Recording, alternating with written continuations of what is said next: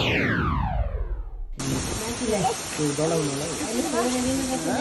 morning. Welcome to our new vlog. आज पनि स्वागत छ हजुरहरूलाई हाम्रो एउटा नयाँ भिडियोमा। आज हामी सानीलाई यहाँ यसो चेकअप थियो, त्यही भएर यसो क्लिनिक गएर आएका। हाम्रो सानोको आज यहाँ क्लिनिकमा चेकअप थियो। चाइल्ड केयरमा राख्नुभन्दा अगाडि चेकअप गरेर रिपोर्ट पनि बुझाउनु पर्ने रहेछ। त्यही भएर आज यसो चेकअप गर्न आएको। कान्छी नमानेर त्यो हस्पिटल भ्याक्सिन लगाउने ठाउँमा सधैँ भ्याक्सिन लगाइदिन्छन् त्यहाँ आएपछि भनेर डराएर। सानो कसले भ्याक्सिन लगाइदिन्छ र तिमीलाई? सधैँ त लाउने होइन के?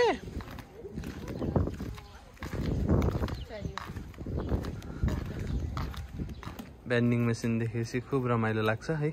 जापानमा ठाउँ ठाउँमा हुन्छ यो भेन्डिङ मेसिनहरू। यसबाट जुसहरू कफीहरू सबै हुन्छ। पैसा राख्यो सिक्यो है। अब यो अप्रिलबाट अब बाबुलाई दिउँसोमा चाइल्ड केयरमा राख्नु पर्यो भनेर चाइल्ड केयरमा नि कुरा गरेका छौँ। अब एडमिसन गर्नुपर्ने छ है। किनभने घरमा बस्दा पनि अब म काममा गएको बेला म मम्मीसँग एक्लै हो नि। अनि बच्चाहरूलाई अब साथीहरू अब बच्चाहरू नै भयो भने उनीहरू पनि रमाउँछन् नि त। अनि त्यही भएर कहिले काहीँ पार्कहरूमा बच्चाहरू देख्यो भने घर जान नि नमान्ने। त्योभन्दा बरु चाइल्ड केयरमा राख्यो भने त्यहाँ साथीहरू पनि हुन्छन् र यहाँ राम्रो नै हुन्छ सबैजनाले राख्नु बच्चालाई है। त्यही भएर अब चाइल्ड केयरमा राख्ने भनेर त्यसैको तयारीमा नै छौँ आजकल हामी है। त्यसको लागि धेरै कुराहरू चाहिने रहेछ। अब अहिले अब सामान्य हेल्थ चेकअपहरू पनि गर्नुपर्ने रहेछ। त्यही गरेर आएको आज। अब उसको लागि अब चाहिने कपडाहरू अनि सामानहरू पनि किन्नुपर्ने रहेछ है। त्यो पनि अब आजतिर गइन्छ होला। मेरो शनिबार आइतबार मात्रै छुट्टी हुन्छ नि त। र अब आज किन्न गइयो भने सामानहरू पनि किनेर लिएर आउनुपर्ने छ। त्यता पनि जान्छौँ होला दिउँसोतिर। हामीले खानासाना खाएर बसियो। अब बेबीलाई एकछिन दिउँसो एकछिन सुत्छिन् होला बेबी। अनि सुतेपछि अनि अहिले उठेर अनि बाहिर जाने है। ल सुता अब नुनु गर्छ। नुनु गर्छौ? कुन ओर्छौ? कुन नाना ओर्छौ? नुनु छिटो आऊ नाच्छ के ल नाच्छ फेरि। नुनु गर ल। लाफै नुनु गर है।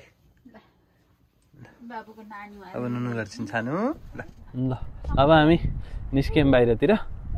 बेबी पनि उठेर बेबी हजुर यो साकुरा फुल्न लाग्यो। अब बाबु पनि उठेर खानेकुराहरू खाइन्। अनि त्यही भएर अब हामी निस्क्यौँ। अब हेरौँ हामी अब कता कता जान्छौँ।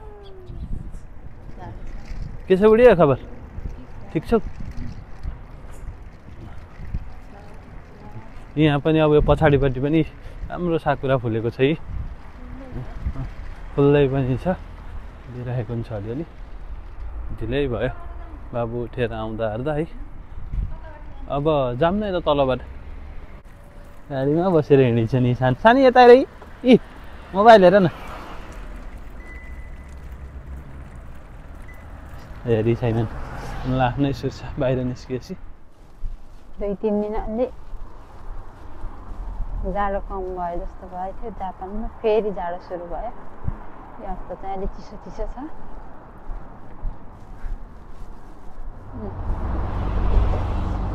बाबालाई बोलाइन् अनि बाबाले बुढा हुने भनेर बाबुको टिकट बाबाले चलाउनु भएछ।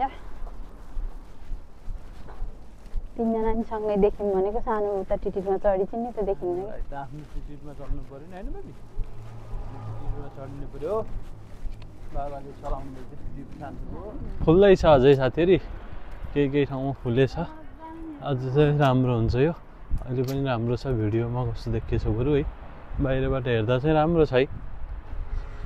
मजाले फुलेको रहेछ यो पार्कमा पनि। बेबीलाई जानु मन लागेको हो पार्कमा? ल हिँड त नि। बेबीलाई साकुरा भन्दा पनि उहाँ यो पार्कमा हात्ती रहेछ। हात्ती देखेर खुसी भइसक्नु।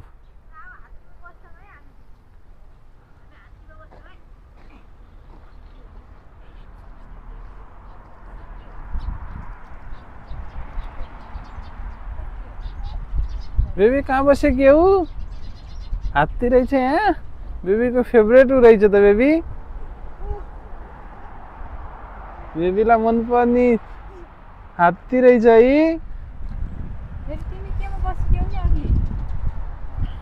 ए हात्तीमा हात्ती खोइ हात्ती देखाउ त ल केमा हो नि यो त हात्ती होइन यो त ऱ्याबिट हो कान्छी ऱ्याबिट ऱ्याबिट माथि चढिछन् सानी त ऱ्याबिट हो हात्ती होइन यो त ऱ्याबिट खरायो हात्ती देखाउ त सानो हात्ती त्यो हात्ती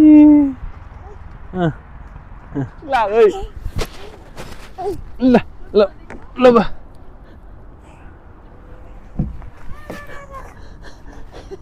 फेरि है ल फेरि है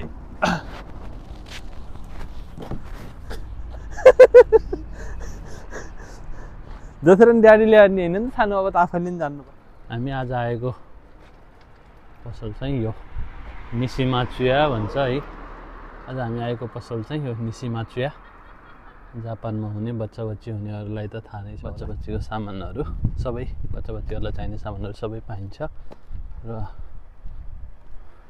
प्राइसहरू पनि राम्रै सस्तै हुन्छ है र राम्रो सामानहरू सस्तो मूल्यमा पाइन्छ भनौँ न सामानहरू कपडाहरू सबै बच्चा बच्चीको उमेर अनुसार है सबै सामानहरू हुन्छन् बच्चीको कपडा यहाँबाट कपडाहरू पनि किन्नुपर्ने छ है बच्चा छोरालाई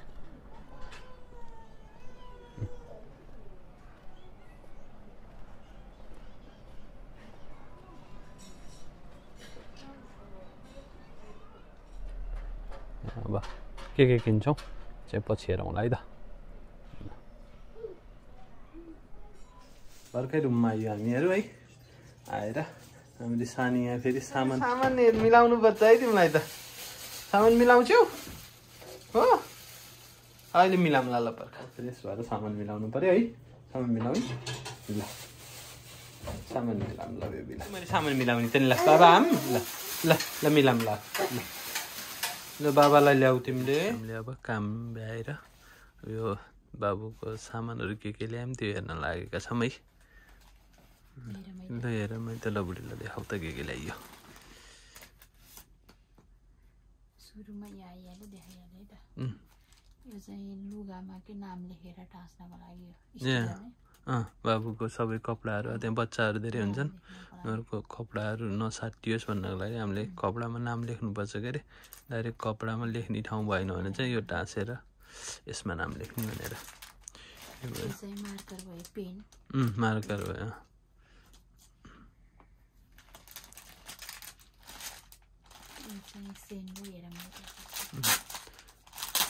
बाबुको भित्र लगाउने सेन्डोहरू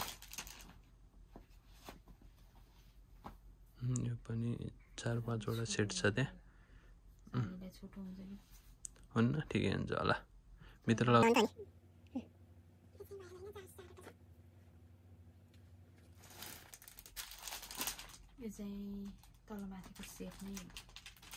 यो जङ्क सुट जस्तो भयो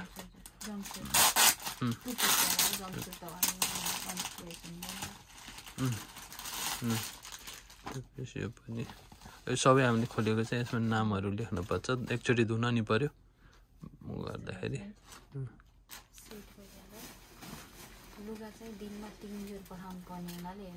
तीन जोर किनेर पठाउने अनि फेरि बेलुका लिन जाँदाखेरि त्यो 3 जोर लिएर आएर अर्को लगेर छोड्ने या त्यो गर्नु पर्दाखेरि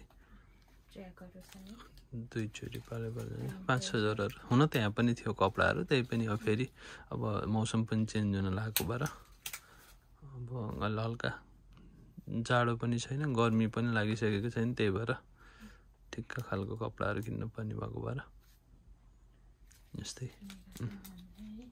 यिनै 5-6 जोर किने छैन हामीले टी-सर्ट 5वटा प्यान्ट 5वटा 5-6 जोर छन् यस्तै कपडाहरू अलि सुस्त बोलेको चाहिँ बाबु सुतेको छौ त त्यही भएर सुस्त बोलेको हामीहरू यो चाहिँ विकेन्डमा पठाउने यो चाहिँ भुइँ पुस्ने टावल हो क्या यो चाहिँ बाबुहरूले त्यहाँ अब खानेकुराहरू बच्चाले गऱ्यो भने चाहिँ पुस्नको लागि भैँमा पुस्नको लागि यो चाहिँ सेयरिङमा हुन्छ, त्यही भएर सबैले प्रत्येकले 2-2 पिस लग्ने भनेको छन्। यो हामीले 5-6 पिस भएको लिएर आएको छौँ है। बाँकी रहेको चाहिँ पछि फेरि यिनीहरूले टाइममा भन्छन् होला फेरि लिएर आउनु भनेर, अनि त्यो लग्ने। यो चाहिँ खाना खाने बेलामा बाबुहरूको खाना चाहिँ कपडामा नलागोस् भनेर लगाउने एप्रोन। यो पनि 2 पिस होला लगाउनु पर्ने, हामी 3-4 पिस भएको, किनभने यो पछि चाहिँ यो प्लास्टिकको हो है, त्यही भएर यसलाई पुछेर युज गर्न मिल्ने हुन्छ।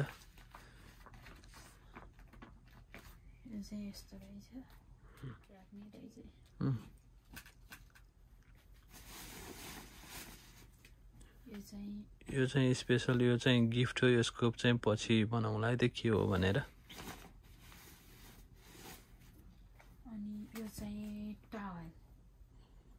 यो टावल चाहिँ बाबुको मुखहरू पुस्ने यो चाहिँ भएको। यो पनि फेरि स्पेसल त्यो माथि झुन्ड्याउन मिल्ने खालको भनेर उनीहरूले भन्दो रहेछन् है, त्यो पनि हेरेर किन्नुपर्ने। यो पनि एउटा हो गएर चाहिने त, तर त्यो 4-5 वटा भएको सेट पाउँदो रहेछ, मसाज गर्ने तेलहरू। यो चाहिँ उसमा पठाउने हो नि चाइल्ड केयर, यो घरको लागि। यो चाहिँ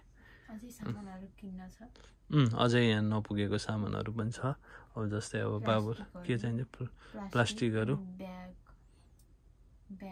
ब्याग चाहियो, कपडाहरू लग्ने ब्याग पनि उनीहरूले भने जस्तो लगिदिनु पर्ने रहेछ। त्यसको सबैमा नामहरू लेखाएर लग्ने यिनै सामानहरू हो है, एडमिसन सुरुमा गर्ने चाहिँ। अनि अब पछि चाहिँ के लाग्छ बिस्तारै, त्यो त छुटमुट सामानहरू पनि किन्नुपर्छ, त्यस्तै भएर सुरुमा जुत्ताहरू, चप्पलहरू,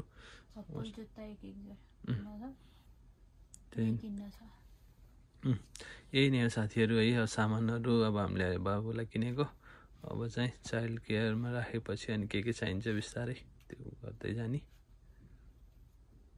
अहिलेसम्म हाम्रो भिडियो हेरिदिनु भएकोमा धेरै धेरै धन्यवाद। यसरी नै माया साथ सपोर्ट दिँदै जानु होला र हाम्रो च्यानललाई सब्स्क्राइब गरिदिनु होला र हाम्रो यो भिडियो मन परेमा लाइक कमेन्ट सेयर गरिदिनु होला। यति भन्दै फ्यामिलीको साथ सबैभन्दा खास।